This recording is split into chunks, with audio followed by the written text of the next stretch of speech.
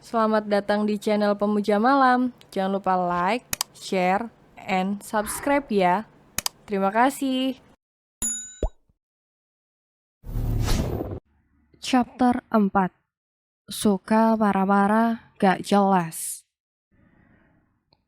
Tania yang sibuk dengan barang bawaannya karena habis mengecek ke lapangan tak sengaja menabrak seseorang sampai-sampai barang bawaannya berserakan. Maaf, gak sengaja, ucap Tania tanpa melihat siapa yang dia tabrak. Sedangkan yang Tania tabrak hanya diam tanpa ingin membantu, membuat Tania sedikit kesal. Walaupun dirinya yang salah karena tidak hati-hati, tapi membantu orang yang menabrak gak salah kan. Saat Tania sudah selesai membereskan dan ingin berdiri kembali, Tania melihat kaki yang berbalut sepatu mengkilap itu berjalan dan pergi dari hadapannya. Jadi orang itu memang tidak ingin berniat membantunya. Dari tadi diam, hanya ingin Tania membereskannya sendiri. Sedangkan laki-laki yang ditabrak Tania yang tak lain adalah Darian hanya berlalu tanpa kata. Setelah Tania sudah sampai di meja kerjanya dengan raut wajah yang sedang merahan kesal. Tania, panggil Ririn. Apa? Ucap Tania tanpa melihat seseorang yang memanggil dia karena Tania tahu siapa pemilik suara cempreng itu. Elo, kenapa baru datang? CEO kita udah balik, ucap Ririn heboh. Emang kalau tuh CEO udah balik, ada urusannya sama gue, ucap Tania kesal. Ya enggak sih, lo kenapa? Datang-datang mukanya ditekuk, tanya Ririn. Kesel gue ya Allah, ucap Tania. Rasanya kalau lagi kesel gini tuh pengennya nangis. Kalau gak nangis ya teriak, biar sesak di dada gak berlebihan. Biar nafas juga bisa teratur. Lo kesel kenapa sih? Lapar lo? Tanya Ririn bingung. Kagak, tadi tuh ada orang yang nyebelin banget. Emang sih salah gue yang kagak hati-hati karena barang bawaan gue. Tapi seenggaknya bantuin kek, ini mah enggak, ucap Tania kesal. Sabar, nafas dulu, ucap Ririn. Tania pun menarik nafas dan membuangnya perlahan, sumpah dia kesal banget sama orang satu itu. Kalau tahu siapa orangnya, habis tuh orang. Tapi sayang, sebelum Tania menegur, orang itu sudah pergi. Udahlah, ayo istirahat, kita makan. Lo resek kalau lapar, ucap Ririn bercanda. Dasar topan laknat, gumam Tania kesal. Ririn yang mendengar itu hanya terkekeh kecil. Sahabatnya itu sangat lucu karena suka marah-marah gak jelas. Mereka berdua pun berjalan menuju kantin tempat mereka kerja. Perusahaan ini termasuk perusahaan terbesar juga di Asia. Banyak perusahaan besar yang lainnya yang bekerja sama dengan perusahaan tempat mereka kerja. Dan juga tak sembarang orang bisa bekerja di sana. Mereka berdua pun sedang menyantap makan siang, tiba-tiba ada yang memeluk Tania dari samping membuat dirinya tersedak. Pelan-pelan Tania, ucap Ririn sambil menyodorkan minuman Tania. Tania pun langsung minum untuk meredakan tenggorokannya. Tante gak apa-apa, ucap anak kecil yang tak lain adalah Dio. Dio yang sedang berjalan bersama ayahnya, dan juga asisten ayahnya tak sengaja melihat sosok yang selama ini ingin dia temui yaitu Tania.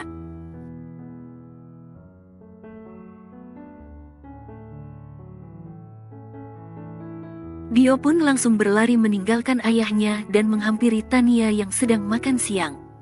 Loh Dio, kok bisa di sini? Ngapain? Tanya Tania saat baru sadar kalau yang memeluknya tadi adalah anak yang disangka diculiknya oleh ayah anak itu.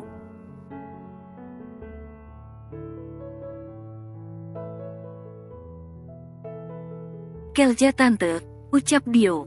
Kelja, ngaco kamu kan masih piik, sini duduk, ucap Tania setelah memundurkan kursi di sebelahnya agar Dio bisa duduk.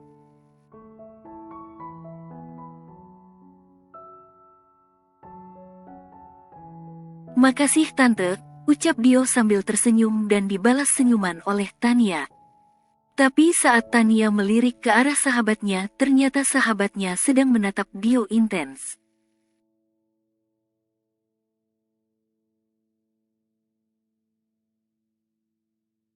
Sedangkan yang ditatap hanya membalas dengan tatapan polos sambil minum susu yang diberikan Tania.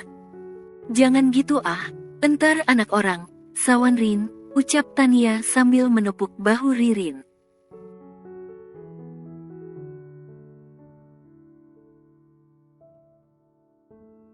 "Tan, lu kenal nih anak di mana?" tanya Ririn. "Oh, dia kan anak yang bapaknya kira gue nyulik anaknya, yang waktu itu gue pernah ceritain," ucap Tania.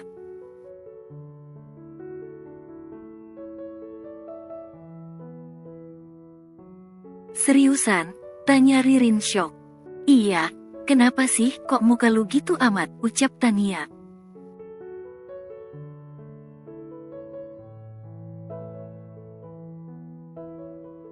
Ririn hanya diam saja, dia kaget jadi sahabatnya sudah kenal dong sama CEO mereka.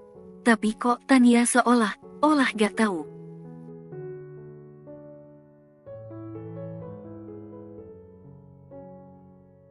Tania pun gak menyadari kalau seisi kantin sekarang memperhatikan interaksinya bersama anak bos mereka. "Dio papahnya mana?" tanya Tania.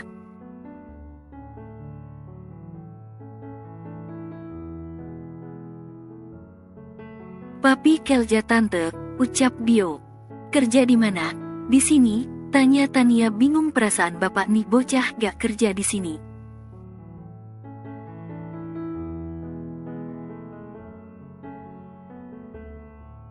"Papi Dio emang kerja di sini?" tanya Tania lagi. "Iya tante, tadi baleng Om Doni juga," ucap Dio.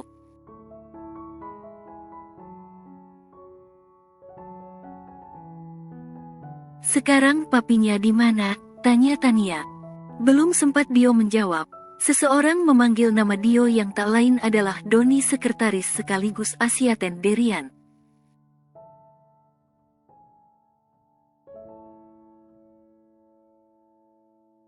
"Dio," panggil Doni. Dio yang dipanggil, tapi semua orang yang menengok termasuk Tania dan Ririn membuat Doni kikuk.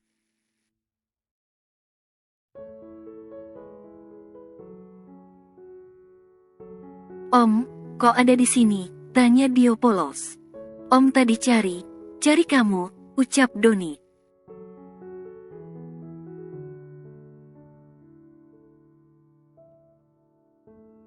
"Kenapa Om?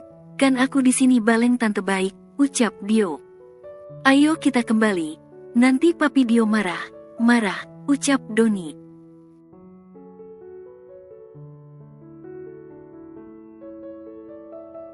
"Hayo loh Om, aku aduin ke papi, bilang papi suka malah, ucap Dio bercanda sedangkan Doni hanya menggelengkan kepalanya.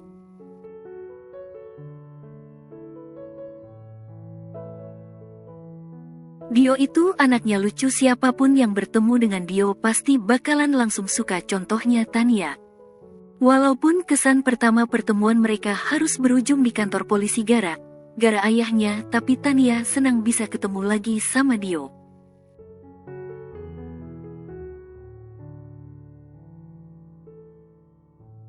"Ya udah, Dio sekarang kembali sama Om Doni ya, tante juga harus kerja," ucap Tania sambil tersenyum dan mengelus rambut pendek Dio.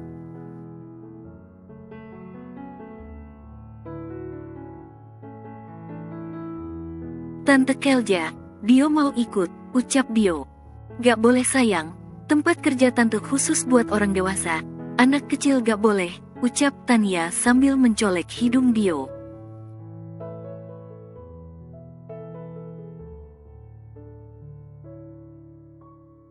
"Tapi Dio mau sama tante, gak mau sama Om Doni," ucap Dio.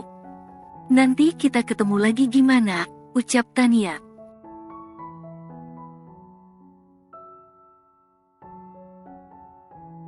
"Beneran?" tanya Dio senang.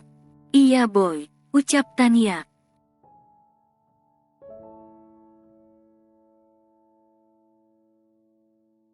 "Ih, nanti sama papi juga ya tante," ucap Dio. Iya nanti sama papi Dio juga," ucap Tania kaget, dia hanya bercanda, mana mungkin mereka akan bertemu lagi.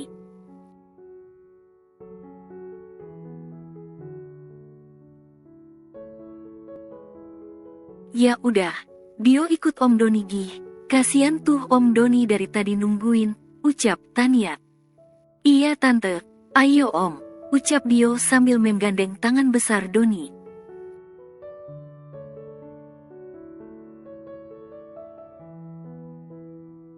Baik tante, ucap Dio senang sambil melambaikan tangan. Baik Dio, ucap Tania sambil membalas lambaian Dio.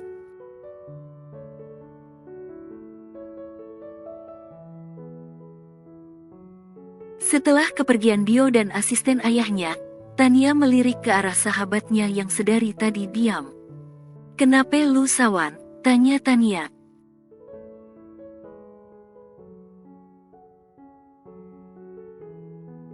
Tan jujur sama gue, lu tahu kagak bapaknya tuh anak siapa? Tanya Ririn. Tahu, ucap Tania singkat.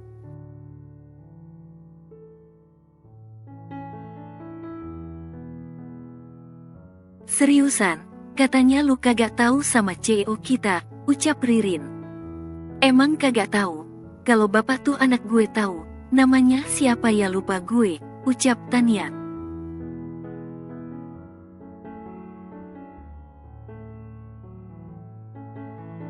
Ya ampun Tania, bapak tuh bocah CEO kita, ucap Ririn heboh. Tania yang mendengar itu hanya ketawa saja, dia tidak percaya masa ayahnya Dio bos mereka.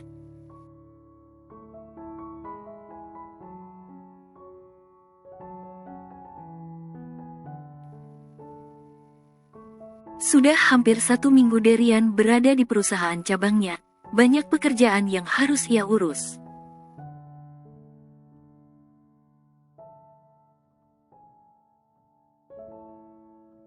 Sedangkan di perusahaan pusat, dirinya mempercayakan sahabatnya, sekaligus sekretarisnya sendiri, untuk memegang kendali sementara waktu sebelum dia membereskan urusannya di sini.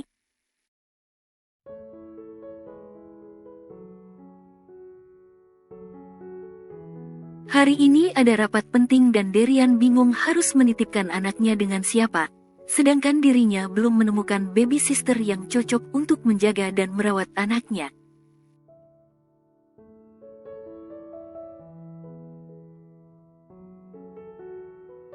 Dio, panggil Derian. Sang anak hanya melirik sang ayah sebentar, lalu beralih ke arah layar besar yang ada di depannya. Anak itu sedang asik menonton kartun kesukaannya, yaitu bocah kembar dari Malaysia.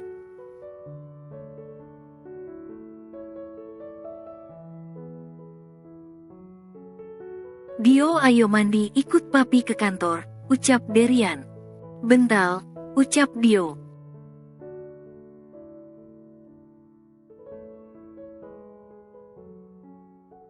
Nanti nonton lagi, ucap Derian. Kebulu abis nanti filmnya, ucap Dio.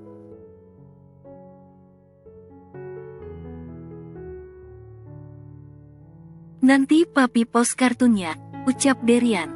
Oke, ucap Dio.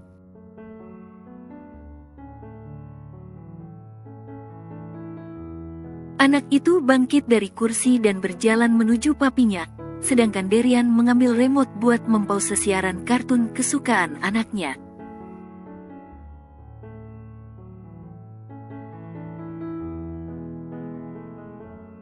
Papi, aku gak mau ikut ke kantor, ucap Dio. Kenapa? Biasanya kamu mau ikut papi ke kantor, tanya Derian.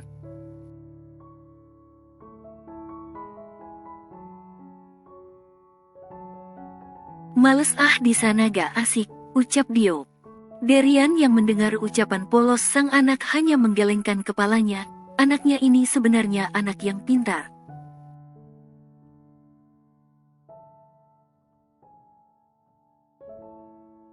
Bisa saja Derian memasukkannya ke taman kanak-kanak, tapi Derian enggan karena usia Dio baru 4 tahun.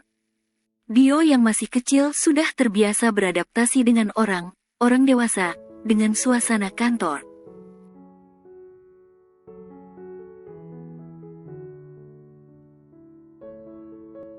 Sedangkan di tempat lain Tania yang sudah siap dengan setelan kantornya sedang sarapan yang sederhana, nasi uduk andalannya.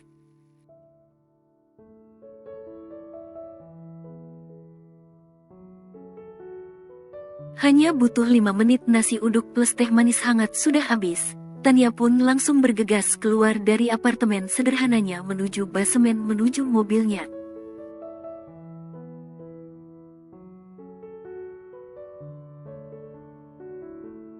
Hari ini dia ada rapat penting membahas soal proyek yang sedang perusahaan kerjakan. Bagiannya mempresentasikan tentang apa aja yang sudah selesai dan tentang apa saja yang harus ditambahkan.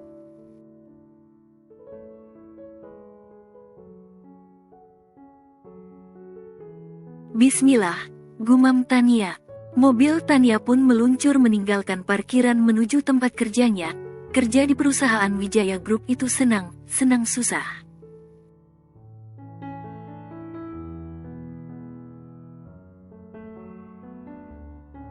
Senang gajinya lumayan besar, susahnya dia ditempatkan di bagian lapangan, panasan, kehujanan sudah menjadi biasa untuk Tania.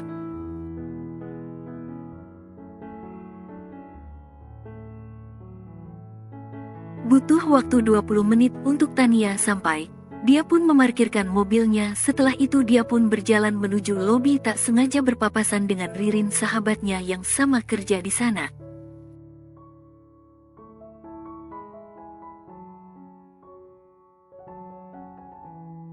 Pagi, sapa sang resepsionis. Pagi juga, sapa Tania sambil tersenyum.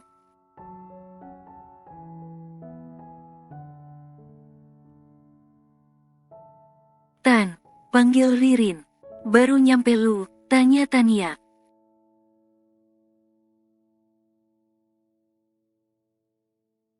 Iya, hari ini rapatnya dimajuin, ucap Ririn. Lah masa, kok gue kagak tahu sih, ucap Tania.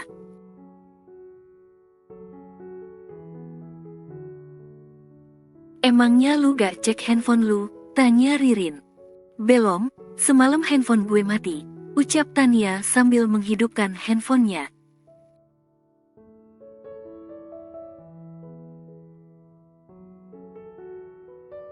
Jangan dibiasain kayak gitu, kalau ada yang penting gimana, ucap Ririn.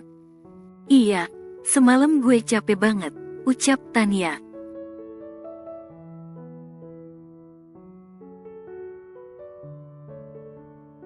Banyak banget ya pekerjaan di lapangan, tanya Ririn. Lumayan, si bos kan minta nih proyek cepet kelar, ucap Tania.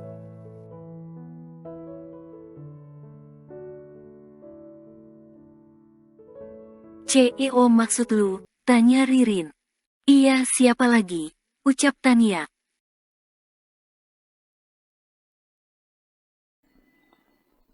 Bersambung.